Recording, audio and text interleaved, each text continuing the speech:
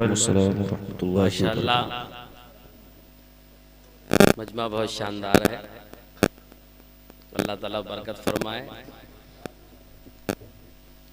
खैर कोई बात नहीं, आप मायूस ना हो। मोहतरम वाली जनाब हज़रत हाफिज़ क़ारी सलमान साहब क़िबला ज़ीदा मजदहू, उन्होंने अपनी शादी की तकरीब में ये प्रोग्राम सजाया है।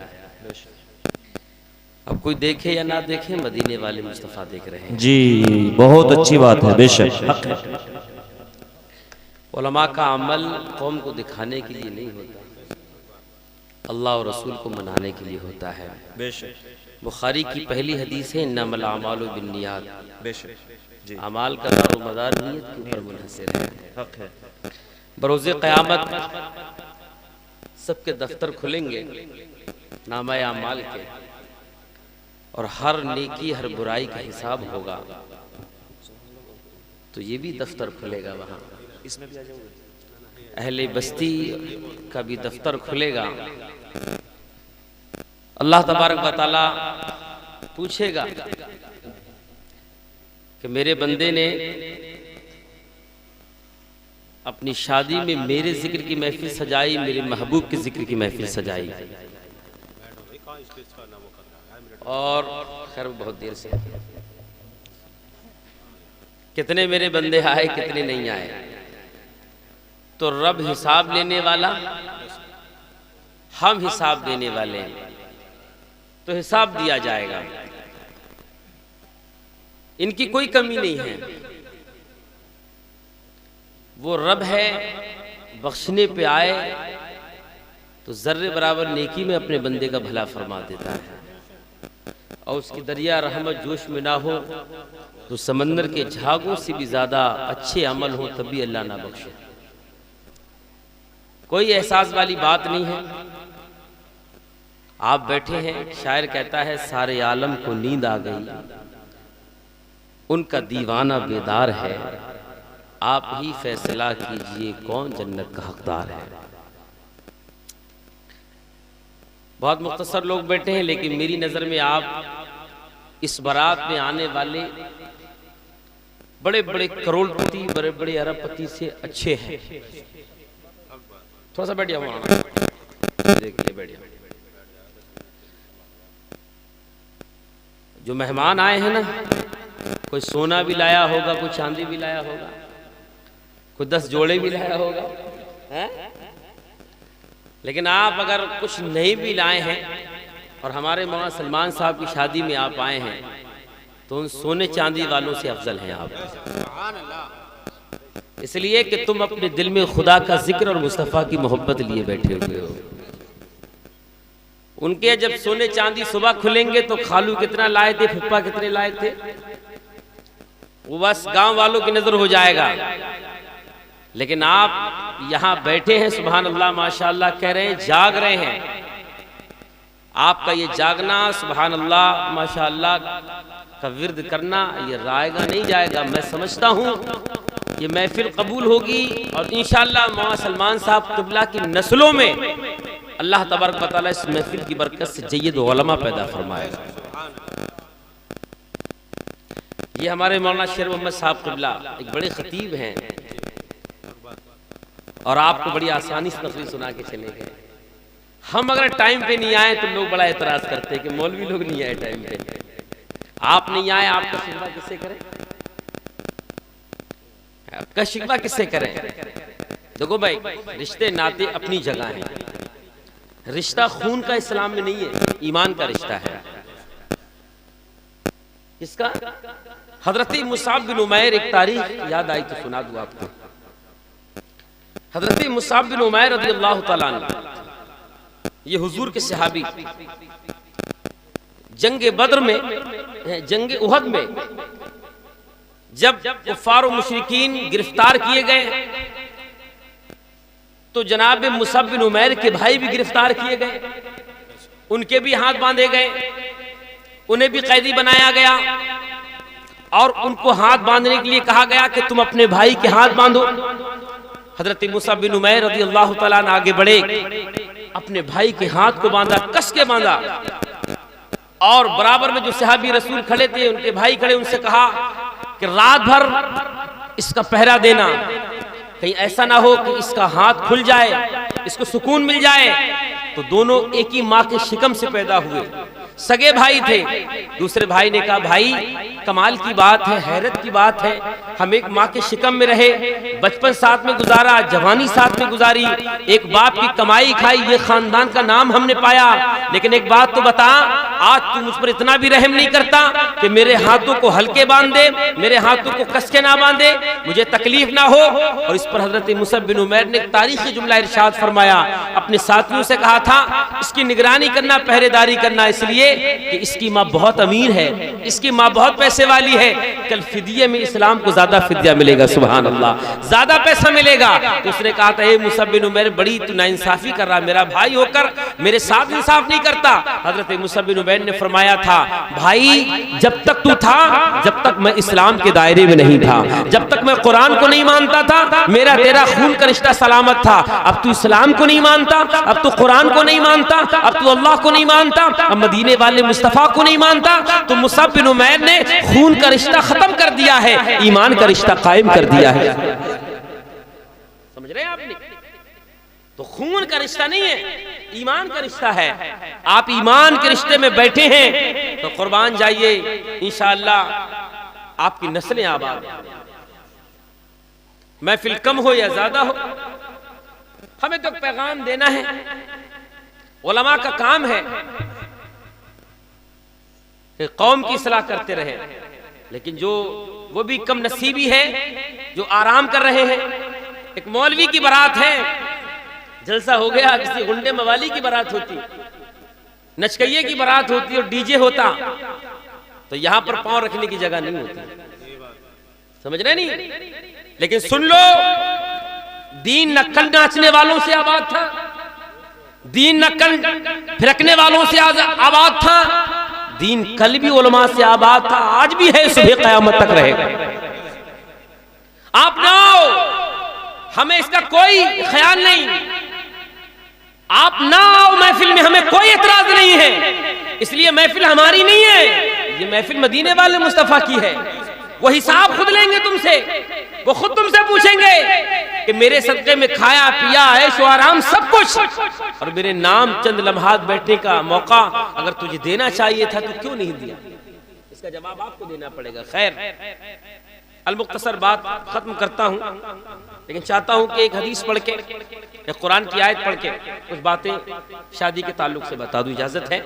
अल्लाह ताला इरशाद फरमाता, हुन्ना लिबासुल लकुम व अंतुम लिबासुल लहुन्ना। इसका तर्जुमा यह है कि मर्द औरत का लिबास है और औरत मर्द का लिबास। सुभान अल्लाह। दुनिया का पहला रिश्ता मियां और बीवी का रिश्ता है, बाप का रिश्ता बाद में, माँ का रिश्ता बाद में, खाला का रिश्ता बाद में, मामू का रिश्ते, सारे रिश्ते बाद में। पहला रिश्ता जो कायम किया गया, जो पहला रिश्ता बना, वो मियां और बीवी का रिश्ता बना, और वो रिश्ता हजरत आदम अलैहिस्सलाम और हजरत हव्वा का था। सुभान अल्लाह, पहला रिश्ता। इस रिश्ते की बड़ी अहमियत है, इस रिश्ते की बड़ी इफादियत है। अल्लाह के रसूल अलैहिस्सलातु वस्सलाम ने इरशाद फरमाया, अन्निकाहु मिन सुन्नती फमन रग़िबा अन सुन्नती फलैसा मिन्नी। हुजूर फरमाते, निकाह मेरी सुन्नत है। सुभान अल्लाह, निकाह मेरी सुन्नत है। जो इन्हिराफ करे, जो उससे मुंह फेरे, जो उससे रूगर्दानी करे, जो उससे भागे, हुजूर ने फरमाया फलैसा मिन्नी, वो हमारा नहीं है, वो किसी और कौम का होगा। हमारी कौम का, हमारा उम्मती तो वो है कि जो हमारी सुन्नत पे अमल करता है। सुभान अल्लाह। उम्मूमन हम और आप अपने बेटे का या अपनी बेटी का रिश्ता करते हैं तो 15 से 20 साल की उम्र में, 20 साल से 25 साल की उम्र में हम शादी करते हैं। इस्लाम भी कहता है कि जब बालिग हो जाए बेटा या बेटी तो बहुत जल्द उस जिम्मेदारी से मुक्तोश हो जाए। मगर आज हमारा हाल यह है मियाँ कि हमारे बच्चों की उम्र निकलती जाती है, हमारी बेटियों की उम्र बढ़ती जाती है, हम कहते क्या हैं, कोई ऐसा रिश्ता ढूंढ लें, हम कोई ऐसा रिश्ता तलाश लें ताकि लड़का अपने पांव पे खड़ा हो जाए। पांव पे खड़े होने का मतलब क्या है? वो कहते पांव पे खड़े होने का मतलब ये है कि पैसा कमाने लगे, कारोबार वाला हो जाए, उसके पास मालो मता हो जाए, उसके पास सीमुजर हो जाए, अच्छे वो पैसे वाले लोगों में उसका शुमार किया जाए। जब कोई ऐसा रिश्ता मिलेगा हम अपनी बेटी का रिश्ता कर देंगे। इस पर हमारे बच्चों की उम्रें बढ़ती जा रही है, हमारी बहन और बेटियों की उम्रें बढ़ती जा रही है, हमारे भाइयों की उम्रें बढ़ती जा रही है। लेकिन आओ कुरान क्या कहता है, अल्लाह का कलाम क्या कहता है। आक़ा कौनैन सल्लल्लाहु अलैहि वसल्लम इरशाद फरमाते हैं, अगर तुम में कोई निकाह की इस्तिताअत रखता है, अगर तुम में कोई निकाह की ताकत और हिम्मत रखता है तो वो निकाह करे। इसलिए हुजूर ने फरमाया था निकाह किसी को गरीब नहीं बनाता बल्कि गरीब को अमीर बना दिया करता है। निकाह करने से इंसान गरीब नहीं होता है, निकाह करने से इंसान कोई कमजोर और लागत नहीं होता है, उसका मालो मता खत्म नहीं होता है, बल्कि मदीने वाले मुस्तफा फरमाते हैं अगर तुम निकाह करोगे, अगर तुम शादी करोगे, अगर तुम इतनी इस्तिताअत और ताकत और हिम्मत रखते हो, निकाह करने पे कुदरत रखते हो, वक्त पर निकाह कर दो। अगर तुम्हारे बेटे और बेटियों का वक्त पर निकाह हो गया अल्लाह ताला गैब से तुम्हारी मदद फरमाएगा, सुभान अल्लाह, तुम्हारी इमदाद फरमाएगा अल्लाह, तुम्हारी मदद फरमा के तुम्हारी गरीबी को दूर फरमा देगा। अजीजान मिल्लत इस्लाम, या आइए गौर से सुनिए निकाह है क्या। निकाह मेरे आका अलैहिस्सलातु वस्सलाम ने इरशाद फरमाया जब कोई निकाह करता है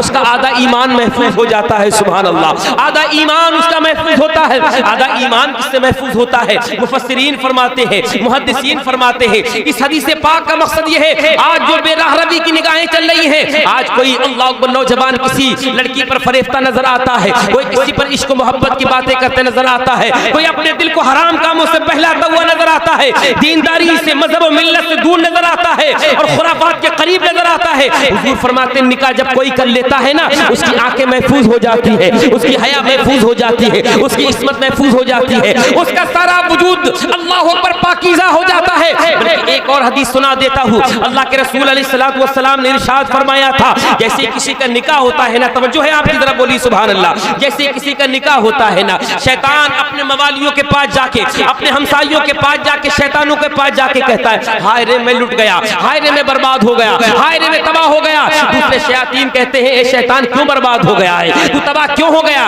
तेरी बर्बादी का राज क्या है? वो शैतान कहता आज इसलिए मैं तबाह हो बर्बाद हो गया हूँ, अल्लाह अकबर, इसलिए हो गया कि आज एक नौजवान का एक नौजवान बेटी से निकाह हो गया है। क्या हो गया? निकाह हो गया, मैं तबाह हो गया। तमाम शयातीन बोले तबाह होने का मतलब क्या है? वो कहता तबाह होने का मतलब मेरा ये है अब मैं उनको बहका नहीं पाऊंगा, अब मैं गुमराह नहीं कर पाऊंगा, अब दावत गुनाह नहीं दे पाऊंगा, दावत जिना नहीं दे पाऊंगा, दावत हरामकारी नहीं दे पाऊंगा, इसलिए कि अभी तक जब तक निकाह नहीं हुआ मैं उस बेटी और उस नौजवान को भी मैं बरगलाने में, बहलाने में और उसको गुमराह करने में मुझे बड़ी आसानी थी। लेकिन अब वो जो निकाह कर लिया है उसका आधा ईमान महफूज हो गया। अगर वो क़यामत तक अपने रब पर ईमान रखता है, सच्चा मुसलमान होकर जिंदगी गुजारता है और अपनी जिंदगी के अंदर खौफ खुदा और रसूल रखता है, मरने के बाद अल्लाह तबारक व तआला उसको जन्नत का हकदार बना देगा। सुभान अल्लाह, नारे तकबीर, नारे रिसालत, उलमाए अहले सुन्नत, सुभान अल्लाह, सुभान अल्लाह। शैतान का सर पटक रहा है निकाह होने से। निकाह को आप क्या समझते हैं? हुजूर ने फरमाया ऐसे रिश्तों का इंतखाब करो ताकि तुम्हारी जिंदगी हमेशा हमेशा के लिए जन्नत हो जाए, है ना? अब निकाह के लिए जिस बेटी का इंतखाब करना है और जिस नौजवान का इंतखाब करना है, हमारी राय में जो इंतखाब है माशर उम्मत साहब वो है माल और मता। हम इंतखाब करते हैं कि कहीं 6 लाख मिलेगा। अभी हमारे माशर उम्मत साहब बता रहे थे कि हमारे एक रिश्ते का मसला हुआ तो बीच में किसी ने बताया कि साहब 10 लाख रुपए की डिमांड हो गई। मैं कहता हूं एक मौलवी अपनी जमीन से कभी नहीं गिर सकता। हाँ, इसलिए कि हम अपनी मर्जी, अपना मीजान शरीयत पर रखते हैं। सुभान अल्लाह, किस पर रखते हैं? शरीयत पर रखते हैं। हम तबीयत के कायल नहीं हैं, हम रसूलुल्लाह की शरीयत के कायल हैं। हम शरीयत वाले, तबीयत वाले। हमारा इंतखाब यह है कि या तो लड़का बड़ा पैसे वाला हो, बड़ा खूबसूरत हो, या खानदान अच्छा हो, या मालो मता वाला हो। ये अगर बेटी में या बेटे में, लड़के में, लड़की में खूबियां मिले तो लोग कहते कर लो कामयाब रिश्ता मिल गया है। कैसा मिल गया? कामयाब। पैसे वाला मिला तो कामयाब, माल वाला, गाड़ी वाला मिला तो कामयाब। ये हमारा इंतखाब है, लेकिन शरीयत का इंतखाब ये है, निकाह करो ना माल की बुनियाद पर करो, ना हुस्न की बुनियाद पर करो, ना हसब और नसब की बुनियाद पर करो। हुजूर ने फरमाया अगर निकाह करो तो दीन की बुनियाद पर करो। हमारा इंतखाब है कि हम तबीयत के पीछे चलते हैं, और रसूलुल्लाह का इंतखाब ये है कि तुम तबीयत के पीछे नहीं, मुझ मोहम्मद की शरीयत के पीछे जिंदगी गुजारना है ना। समझ रहे हैं आप? एक सहाबी हुजूर की बारगाह में आए, या रसूलुल्लाह बड़ा गरीब है। आजकल कोई गरीब हो तो उसका रिश्ता बड़ा कम लगते हैं कि साहब ये गरीब आदमी है, गांव को खिला भी नहीं पाएंगे, बस्ती खिला भी नहीं पाएंगे। मेरे नबी ने फरमाया, एक बुखारी की हदीस सुनो, फरमाया हर कमजोर आदमी को, फटे पुराने कपड़े पहने बोसीदा जिंदगी गुजारने वाले को हकीर निगाह से मत तलाशा करो। का क्यों? का हो सकता है कोई सिफत उसके अंदर ऐसी हो जो तेरे अंदर ना हो, और उस एक सिफत की वजह से अल्लाह तुझ पर उससे मुमताज बना दे। समझ रहे हैं आप? अब इल्मी बातें आपको कम समझ में आएंगी, है ना? समझ आ रही नहीं आ रही? बोलो सुभान अल्लाह। अब आप 4-5 ही लोग बोलो सुभान अल्लाह, माशाअल्लाह। या रसूलुल्लाह बड़ा गरीब हूं। हुजूर ने फरमाया अच्छा क्यों आए हो? अर्ज किया, या रसूलुल्लाह निकाह करना चाहता हूं, शादी करना चाहता हूं। मेरे नबी ने फरमाया अच्छा ठीक है, मैं तुम्हारे लिए लड़की का इंतखाब करता हूं, लेकिन तुम कुछ चांदी की अंगूठी ले आओ महर में, महर की अदायगी के लिए। तो उसने कहा, या रसूलुल्लाह मैं तो बहुत गरीब हूं, मैं तो चांदी की अंगूठी की भी इस्तेदाद नहीं रखता। हुजूर ने फरमाया अच्छा फिर एक काम करो, लोहे की अंगूठी ले आओ।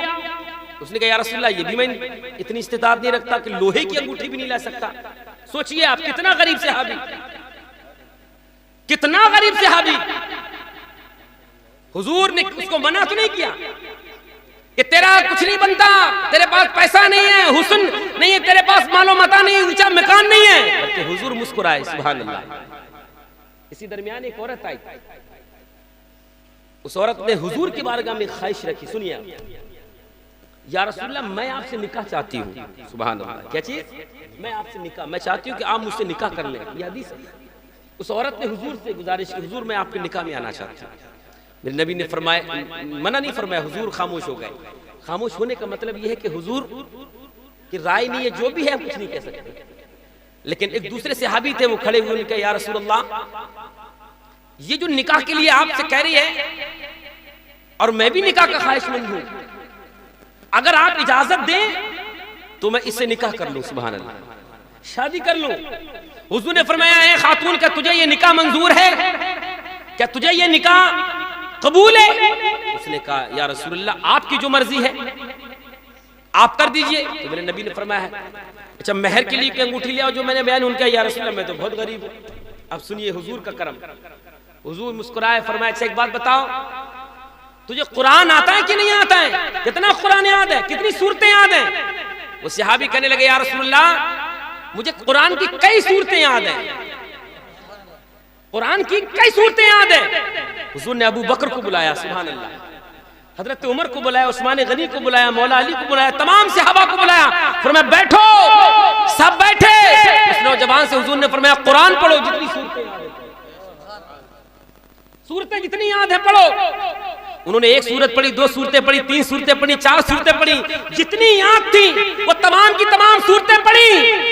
बाद में हुजूर ने उस खातून से फरमाया, तूने सुनी? उसने कहा, या रसूलुल्लाह इसने जितनी सूरतें पढ़ी मैंने सारी की सारी सूरतें सुनी है, सुभान अल्लाह। हुजूर ने फरमाया था, गवाह हो जाओ यारो, इसने जो कुरान पढ़ा है, इसको जो सूरतें कुरान की सुनाई है, मैंने इसका यही मेहर बांध दिया है, सुभान अल्लाह, यही इसका मेहर बांध दिया है, सुभान अल्लाह। कुर्बान जाओ। इसलिए हदीस पाक में आया कि निकाह आसान करो, जिना महंगा करो। निकाह आसान करो और जिना को मुश्किल कर दो। आज हाल ये कि जिना बड़ा आसान है, निकाह बड़ा मुश्किल है। जिसकी 4 बेटियां 3 बेटियां, वो तो बोझ तले दबा हुआ है ना, कि मैं कहां से लाऊंगा 20-50 लाख रुपए, वो तो दबा हुआ है। किसको 5 लाख दूंगा, इसको 8 लाख, उसको 10 लाख, कहां से दूंगा?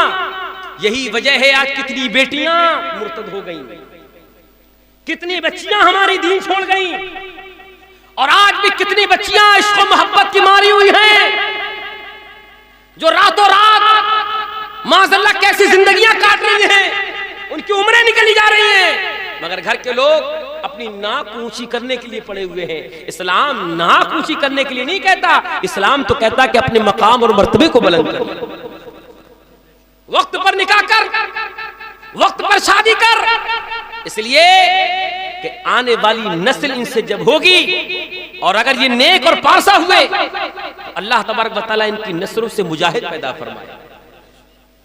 अब मैं तक़रीर के आखिरी जुमले अर्ज करूं, मैं बहुत कुछ मिजाज में आया लेकिन चूंकि वक्त नहीं है। देखिए हमारे एक बहुत बड़े मुजाहिद हैं इस वक्त जो जेल में है, उनका नाम है हजरत अल्लामा मुफ्ती सलमान नदवी। बोलो सुभान अल्लाह। बड़े मुजाहिद हैं, वो गाजी हैं और नामूसे रिसालत पर जो पहरा दिया है उन्होंने, सुभान अल्लाह। दुआ करो अल्लाह ताला ऐसे उलमा और कई उलमा अल्लाह हिंदुस्तान में पैदा फरमाते हैं, है ना। आज मौलवियों को जितना हल्का समझ लो, जितना हल्का समझ लो, एक डॉक्टर की ज्यादा इज्जत करते हो, मौलवी की इज्जत कम करते हो। एक मास्टर एक इंजीनियर की इज्जत ज्यादा है मगर एक मौलवी की इज्जत कम है। लेकिन ये बात डंके की चोट पर मैं कहता हूं मौलाना लोगों कि जब भी दीन का कोई मसला होता है, ना डॉक्टर साहब निकल के आते, ना इंजीनियर साहब निकल के आते हैं, ना करोड़पति ना अरबपति, कोई निकल के नहीं आता। दीन का मसला अगर होता है, मिल्लत का मसला होता है, मजहब का मसला होता है, तो अपना सीना आगे लेकर नाइब रसूल ही आया करता है। आज हमारी बातों पे जितना नजरअंदाज करना चाहो कर लो, जितना मौलवियों को हल्का समझना चाहो, तुम्हारा मेयार है, लेकिन हमारा मेयार तो रसूलुल्लाह ने मुसल्ला इमामत पे खड़े करके बढ़ा दिया है। वो हमारे गाजी दौरा, मुजाहिद दौरा हज़रत अल्लामा मुफ्ती सलमान नदवी साहब क़िबला, उनका एक इंटरव्यू है हाफिज ताहिर क़ादरी से, सुनिएगा जरा उसको भी। उसमें उन्होंने अपने खानदान की चंद बातें बताई। उसमें मैंने एक बात को नोट किया, तो मैं रास्ते में आ रहा था, मेरे जहन में ये बात आई, मैंने कहा हो सकता है इसको अर्ज करने का, और मुझे वक्त भी याद आया। उन्होंने फरमाया हमारे घर की जो तरबियत है ना वो ऐसी है, उन्होंने फरमाया कि हमारे वालिद बहुत बड़े आलिम, उन्होंने अपना नस्ब भी बताया कि मैं सिद्दीकी हूँ, हज़रत अबू बकर की नस्ल से हूँ, सुभान अल्लाह। उन्होंने एक बात कही अपने इंटरव्यू में जो बड़ी पसंद आई और वो काबिल गौर भी है और काबिल अमल भी है। उन्होंने कहा कि हमारे यहाँ जो औरत नमाज़े फजर नहीं पढ़ती, जो औरत नमाज़े फजर नहीं पढ़ती, उसको हमारे यहाँ खाना बनाने का हक नहीं दिया गया। शायद ये जुमला आपके कानों से टकराया हो कि जो नमाज़े फजर नहीं पढ़ती उसको किचन में जाने की इजाजत नहीं होती, नहीं जा सकती, नहीं खाना बना सकती। क्यों? कि तूने नमाज़े फजर नहीं पढ़ी। ये जुमला मैंने सुना तो मैं दंग रह गया और फिर मेरे दिल से एक आवाज आई जो आपके गोश गुजार कर रहा हूं। वाकई माएँ अगर नेक होती है ना, परहेजगार होती हैं, तो उनके बच्चे वो सलमान खान नहीं होते जो फिल्म एक्टर बन के नाचते हैं। जब माएँ नमाज़े फजर पढ़ के कुरान पढ़ती हैं, और उन्होंने एक बात और अपने इंटरव्यू में कही कि याद फिर मुझे याद आई, उन्होंने कहा कि हमारे एक उसूल ये कि अगर कोई औरत हामिला हो जाए तो उसको हक ये दिया जाता है कि बच्चे की वलादत तक तुम दीगर उमूर में हाथ कम लगाओ, जितने ज्यादा हो सके कुरान के पारे पढ़ लो, कुरान पढ़ लो। मेरे दिल से आवाज आई और ये उम्मते मुस्लिमा से आवाज आई कि आज वो अपने बच्चों को छोड़ के, सबको छोड़कर जो जेल की सलाखों के पीछे है, वो मायूस नहीं है, वो घबरा नहीं रहा है, वो परेशान नहीं है, बल्कि उसको पावर ताकत मदीने वाले मुस्तफा दे रहे हैं। उसकी तरबियत ये है, उसकी मां नमाज पढ़ने वाली, उसका बाप कुरान पढ़ने वाला। आज उसका बच्चा जेल की सलाखों के पीछे बैठ के भी कह रहा था, या रसूलल्लाह की मोहम्मद से वफा तूने तो हम तेरे हैं, ये जहां चीज है क्या लहो है ना। तरबियत की जरूरत है। आज अगर तरबियत यहाँ के लोगों की अच्छी होती तो कोई माँ अपने लाल को बराबर में सोता देख के चारपाई पे कहती है, जा आज सोने का दिन नहीं है, हाफिज सलमान की शादी में जिक्र खुदा और रसूल हो रहा है, सुन के आ, अमल करके आ, तेरी जिंदगी भी पार हो जाए, हमारी जिंदगी भी पार हो जाए। इंशाअल्लाह ताला मैं उम्मीद करता हूँ आगे किसी मोड़ पर आप लोगों को सुनाऊंगा। अब बात बहुत तवील हो गई, लेकिन वही बात आपसे है, हमारे मोहम्मद सलमान साहब लायक मुबारकबाद है, कम से कम उन्होंने चंद लोगों को तो बिठाला। आप बैठे तो आप नाराजगी नहीं, बड़े मुस्कुरा रहे हैं, मैं तो दुआ कर रहा हूं अल्लाह आपको खूब कामयाबी आपके कारोबार में बरकतें अता फरमा दे, अल्लाह आपको इज्जतें दे, आपको शोहरतें दे। आज आपने हमारी खिदमत नहीं की, हमें कोई एतराज नहीं, लेकिन हजरत का मान सम्मान आपने रख लिया, यही बहुत बड़ी बात है। और हमें इतनी देर बर्दाश्त किया आपने, ये भी बहुत मान सम्मान आपका हमारे लिए है। जो उलमा बैठे हैं, मेरे नबी ने फरमाया जब कोई आलिम दीन किसी कब्रिस्तान से गुजर जाता है तो एक हफ्ते के लिए कब्रिस्तान से मुर्दों से अजाब उठा लिया जाता है। या तो कई मुख्तदर उलमा आए हुए हैं, कई मुख्तदर उलमा आए हुए हैं। आज तो यहाँ 50 मौलवी गुजर गए कब्रिस्तानों से, तब तो कई महीने के लिए अजाब दूर होते हैं। अल्लाह ताला बरकत फरमाए। अब आपने बीच में ऐसी बात कही कि इसमें कई बातें मैं बना सकता हूँ लेकिन मुश्किल हो जाएगी, अल्लाह आपको आसानी फरमाए। लेकिन बेहतर यह है कि हम ऐसी जिंदगी गुजारें जो जिंदगी हमें जमीन के ऊपर कामयाबी दिलाए और बाद इंतकाल भी हमारे लिए सुकून का जरिया बन जाए। ये बच्चे बैठे, इनको आप कुरान सिखाइए, पढ़ाइए। मुझे उम्मीद है हम कहीं कहीं जलसे करने जाते हैं, हमारे वहाँ शहर में जाते हैं, हमसे ज्यादा जाते हैं, तो वहाँ छोटे छोटे बच्चे कसीर तादाद में बैठे होते हैं। बड़े नहीं भी आते हैं जब भी जलसे का रंग बरकरार रहता है, लेकिन यहाँ बच्चे भी नहीं है। तो इसका यही मकसद है कि माँ बाप अपने बच्चों की तरबियत कम कर रहे हैं। तो माँ बाप से गुजारिश है कि अपने बच्चों के हाथों से मोबाइल फेंकें, इन्हें कुरान के पारे दें, कुरान पढ़ाएं। और माशाअल्लाह आपके एक इदारा भी है, मदरसा भी है, हम देख के आए। अल्लाह ताला उसको दिन दुना रात चौगुनी तरक्कियां अता फरमाए। वाखिर दावाना अल्हम्दुलिल्लाहि रब्बिल आलमीन। बुलंद आवाज़ कलमा शरीफ पढ़ी, ला इलाहा इल्लल्लाह मुहम्मदुर रसूलुल्लाह।